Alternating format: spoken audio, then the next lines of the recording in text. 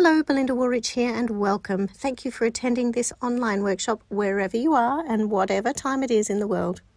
It is great to have you here online and we appreciate your time and effort to be on board. Our best wishes to you, your family and community and friends. A bit more about me. I'm Belinda Woolrych. I'm a downsizing expert after project managing hundreds of downsizes and helping people through this transformation over the last decade. I'm also an author of the book Rightsize Your Home, The Empty Nester's Guide to a Stress-Free Downsize. I am also the Director of Learning at rightsizeyourhome.com.au, where I have written and designed several courses to help people in their downsize and get in control of this journey. So what will you learn today? What we're going to do is recap and go over the main essence of the 4 parts of the Declutter Challenge. And I'm going to then share with you the final punchline around the declutter, which is the 5-step decluttering action plan, the how to actually work through these manageable chunks of decluttering your home. And I'm going to talk about resources. Now that's resources from within as well as the actual resources, which hopefully you downloaded last time you found the resource checklist. And once that decluttering challenge is finished, of course, onto the next fun part, which is the next steps into presenting your home. So I'm going to talk you through some inspiration shots and inspiration ideas of a makeover. And then I'm going to go through the top tips from today and focus in on the Rightsize Your Home framework. So the recap, well, finalising the declutter challenge is quite an achievement. So those of you who have got stuck in and you're almost through, and those of you who are on the other side of a major declutter of a family home are going to know it's a pretty huge task. And isn't it interesting that although we've done it many, many times through the project plan that we've been running with downsizers over my last decade, it always is such a huge satisfaction when you get to the other end, and it really is an impactful exercise on people's lives. So I don't want you to underestimate it. I really want you to cut yourself some slack, that if you're feeling a little bit exhausted, or if you've been through it before and you're sharing this with a friend, perhaps give them the recognition that it is quite an enormous task, a mammoth task, and can be quite exhausting, but well worth it at the other end.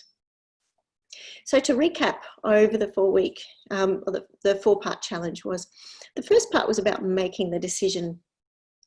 Is this the right time? When is the right time? The actual decision goes back to your why. Why are you doing this?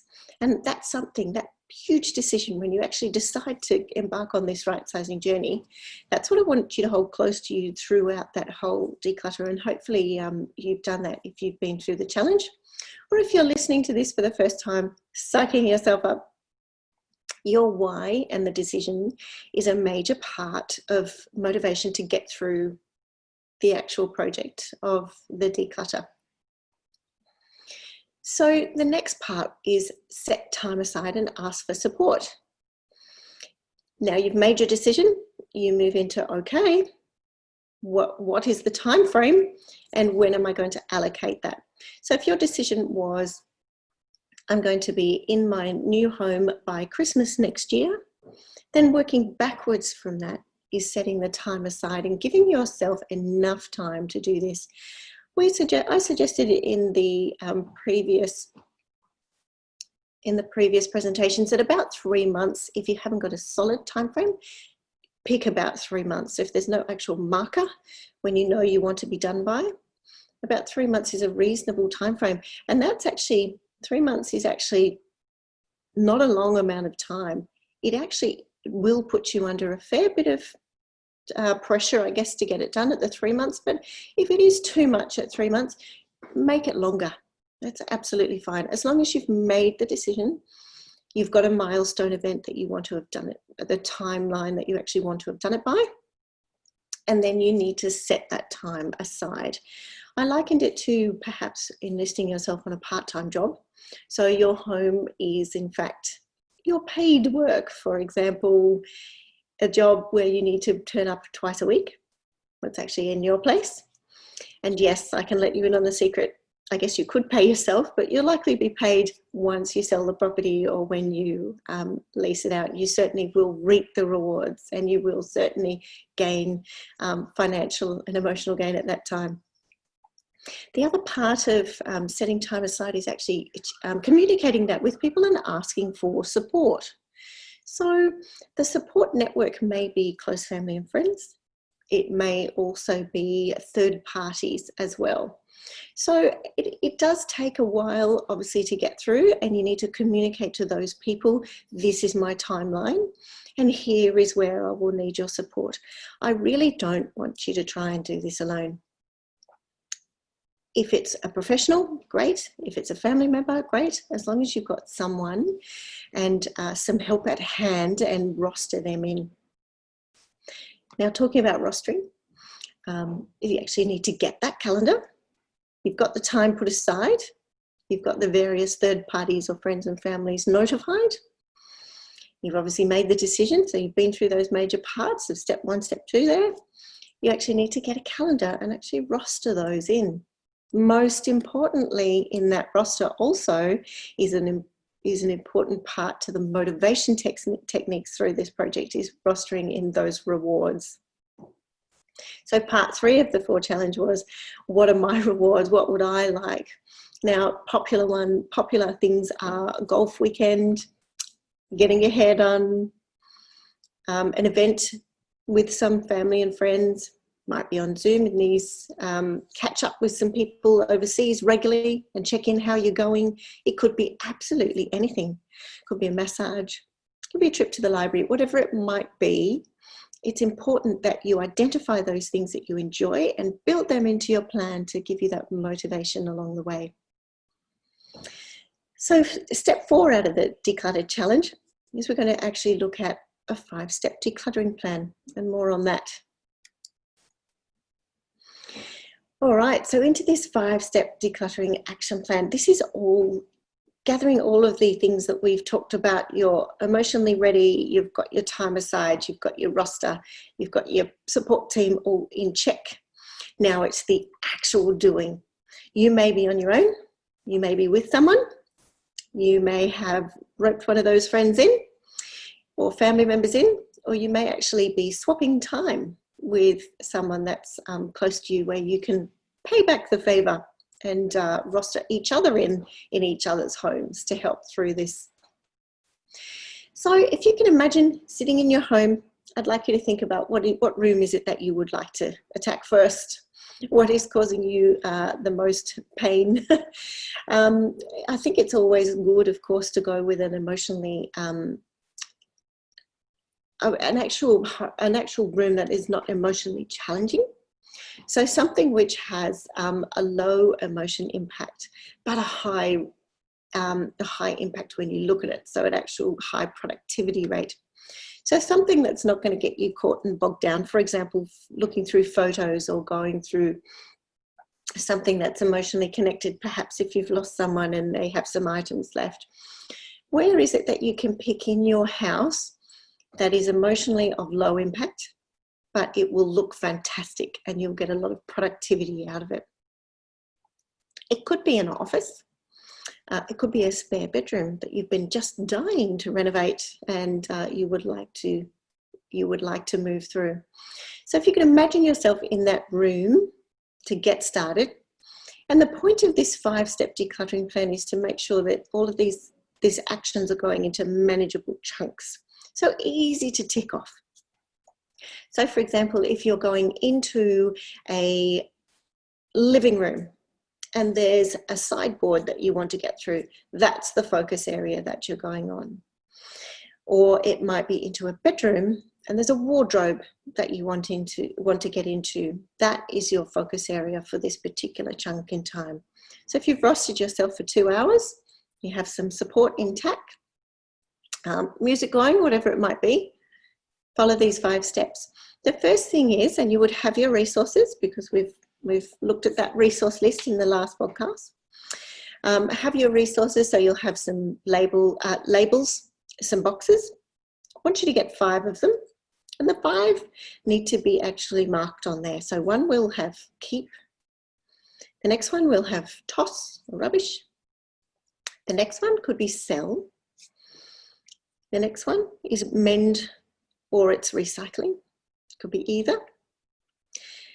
Then the 4th one here, gift, family or friend, and the charity or charity donation. They actually, charity need to be separate. So we've got keep, toss, sell, mend, recycling, rubbish, or gift, or charity donation. So they're into the 5 main areas. Now, it's important that charity donations are actually entirely separate, because they are actually going to be boxed up and put into an area where they can come being picked up.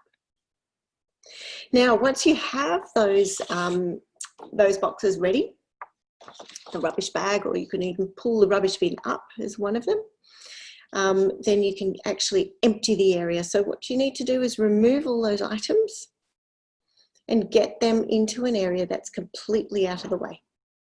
If you were doing a full bedroom, you could move everything out into the hallway.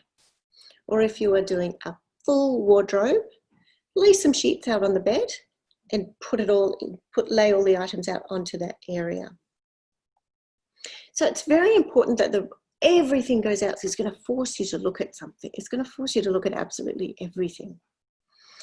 Now, the items will go into those particular boxes, and one of them being a rubbish bin. If it was a wardrobe, for example, hopefully you'll have a lot you can donate. There may be some clothes that may need to be returned that actually don't belong to you. It could be something that you love wearing that needs to be mended, so that gets put in an area where it's going to be actioned. And you'll work through those items, and each item that you look at will actually have a spot to go. Now, once everything is out, it's really important to give it all a good clean. So you can if you can imagine that you're moving into this place for the first time and you're only bringing minimal things with you, the only things that go back are the things you are absolutely going to use in your right-sized home. And I do ask you to question every single item. Remember how much do I love you? Remember the sliding scale that we talked about? Question every single item. Now, once that wardrobe or that buffet or whatever the area is, or that entire room that you're working on is thoroughly cleaned, that's when just those items can go back in. All right, now box the items that are not needed. So those items are going to be ones that are perfectly good, and someone will be very, very grateful to have them. So that could be a charity donation, or it could be a friend, or it could be a very meaningful item that's going back to a family member, or something like that. And once they're all boxed up, they need to go in the right area. So you may have put aside that if there's going to be gifts to family members, you may choose to put them on the dining table, because you know that you have invited the family members around and they can come and take their items. Big tip is, if there's a box that is exclusively for charity, I suggest you put that in an area where you don't have to move it again, so the charity pickup can actually come and pick it up easily. So it might be on the front porch, or it might be just at the front of the garage. So all you have to do is open up the garage door and then they can take their item. If it's for selling, perhaps you're going to drive it somewhere and take it to an auctioneer or something like that. You could pop it straight in the car, or it could go in a box in the garage, so you know that it's easily going to be get in the car when you're ready to go. Items that you're going to keep and items that are boxed up and left at the back of a garage and you're never going to see again, you don't know where they are or what they are in the future, it's a waste of your time. It's not going to work. If you really want to keep it, it can stay where it is, but you have to pass the do I love you test, and it's important that you actually use it and see it or love looking at it. So I wouldn't be just boxing things up and putting things away for the sake of putting things away, because there's no point. You don't want to pay for extra storage, and you don't want to have to go through this again. The concept of this 5-step decluttering action plan is that you don't have to do this again. The whole idea is doing it in manageable chunks, piece by piece, and not having any rework. Step 4 is about the redistributing. So I just touched on that before. Charity can come and pick some things up, or if they're not servicing your area with a pickup service, have it into the back of the car and go as soon as possible. You could even have an area which is going to the post office, so everything that needs to be returned to people. If you have a courier coming to return things, make sure that those items are clearly marked and in an area where they can be moved or picked up. I refer to these areas as actually transit rooms or transit spaces, because that's exactly what they should be doing. They should be transiting, not staying. So the ideas of the names of these areas and ideas for you are places like garages at the front, waiting for pickup, front deck for charity collection, could even go straight into the bin. So that you could wheel the bin to that room or pop it outside the window where you can throw it through easily. Recycle bin as well, so that's both bins there. It's important to recycle as much as you possibly can.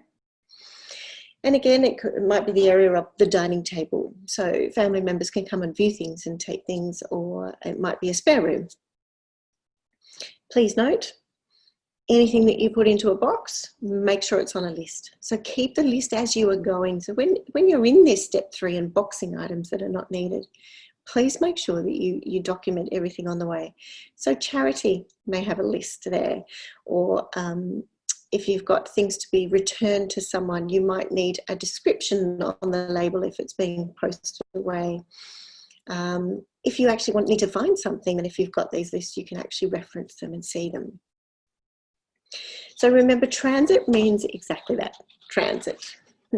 No more never to be seen again boxes would be terrific. So then, assessing the room, step 5. This leads me on to the next part of this presentation. So have a look at the room though once it's actually empty and thoroughly cleaned. Have a look at it and think, what do I need to do here to add value? It'll be a really refreshing feeling actually when you look into a room and say, wow, I've got it all out. I've got rid of things. It feels like such a cleansing exercise to send things back to their rightful owner, or move things on that you've had your time with and you really don't need anymore. Now for the icing on the cake, which is about assessing the room and identifying those areas for improvement. So what I'm going to do is talk about the couple of two sides of what resources means. There's emotional resource, and I touched on that before, looking back and feeling that room. Isn't it fantastic? It will give you the motivation to keep going. We also talked about making sure your rewards are built in, and thinking back to the decision why you do this, your why. That should get you through the whole declutter project. And then of course there's those physical resources of items, so checklist of items, a support team, they're a physical resource. Third parties, it could be that charity donation which has been booked to come in, or it could be your friend or family member that's coming to actually help you. So there's the emotional resources and the physical resources. And this decluttering challenge has actually covered both of those. Now moving on to furthering on from looking back at that room once you've been through that 5-step action plan. Putting all those actions together will get you there, and then on to that next step, which is presenting your property. I'm going to talk about some makeover stories that will really inspire you. So when you actually stand back and look at your property, you really do get that motivation feeling, okay, I've got the minimal amount of things in here, and where can I start? What can I do to add value? I always say to my owners, think about looking at the property from the street, and how could you present it? How can you add value by making some really cost-effective changes? So the properties, one tip I would always say is make sure that you can view the property well from the outside. Make sure you can see it. It's clean, fresh and tidy. It could mean an update of a fence. It could mean levelling out of some garden. It could mean freshening up with some cutting back of some overhanging trees and making a more usable space. Just remember, the next people that are going to come into this property will love more usable space because they've often got growing families coming into family homes. If somewhere is looking quite tired or dated, there are various things that you can do. Always a fresh coat of paint would be fantastic. We would generally say every 5 to 7 years is a usable time for a good coat of paint, and then time for a refresh. Even in places like bathrooms, you can actually, if the bathroom is functional, there's no leaking and there's no reason why it couldn't stay in the layout that it is, you can even paint over all surfaces on there and refresh those. So peeling back the layers of cleaning, items, decluttering the items, and then giving it a spruce up is a fantastic finish. Even in somewhere like a bedroom where you can, it is meant to be your place of rest, and it's one of the areas, especially a master bedroom, where I always suggest it needs to look at its very best, because often if someone's going to come and buy your property, they are the ones writing the check or the ones doing the deposit that will be your future occupants of the master bedroom. So having an aspirational space for them and putting a little bit more effort into a master bedroom will be well received down the track when it's time to sell the property, or even if you're leasing it out, lease the property out. There are all sorts of hints and tips and tricks that you can do and cost effectively do as well. More information on that in the online courses that I have at rightsizeyourhome.com.au, and also into the book Rightsize Your Home, The Empty Nester's Guide to a Stress-Free Downsize. It's a deeper dive into all of these items. Things like pelmets can go, window furnishings can be refreshed. Dated items of furniture will often be, pre-loved furniture will often be snapped up by people that need it, whether it be on eBay or Gumtree or charity shops. You will always find people to usually always find people to use your items again and give them some new life. I always suggest that you, if you can, get a king into a master bedroom. It's a lovely size to have there. A lovely headboard, double pillows, fresh linen, sprucing up the window furnishings we talked about, cleaning the carpet, and sometimes even putting some new carpet down. I usually recommend that even if there's floorboards underneath bedrooms, are generally more desirable to have carpet in them. And then updating some wardrobes would be terrific. So if you're not ready to go just yet, and you're looking at spruce up only and a declutter challenge, give yourself some new wardrobes. Why not? People will pay more money for storage, and you'll love having them as well. It can make a huge difference. So wrapping up on the last slide here for top tips, and also I want to go back to the Rightsize Your Home framework, which is where we were right at the start of the declutter challenge, and we've moved all the way through it, which is fantastic. Remembering with the declutter challenge, there were 3 parts to it. Mindset, when is the right time, and making the decision. And thinking about your why, because it will help you get through. Then there was the declutter challenge, including the 5-step plan. But the declutter challenge pulled all your resources, being emotional and also logistical resources. It's absolutely critical that your mindset's right, you've got the emotional side there, and then you've got the resources there, and you should get through it. You will get through it. The last step of the actual declutter challenge is stepping back and looking at your property, and then thinking about moving on to the next phase, which is about presentation and adding value. All right, now the right size decision really is the reason that kicked all this off, as we said. So the first point, step 1, was your discussion. understanding the situation, timeframes, making informed decisions, connecting with professionals, and giving yourself a tailored plan. Step 2 is about breaking down everything and what is this chunk down of this project, what does it actually look like? So you can walk through your property, identify your spaces, and get them all onto the calendar and onto your plan.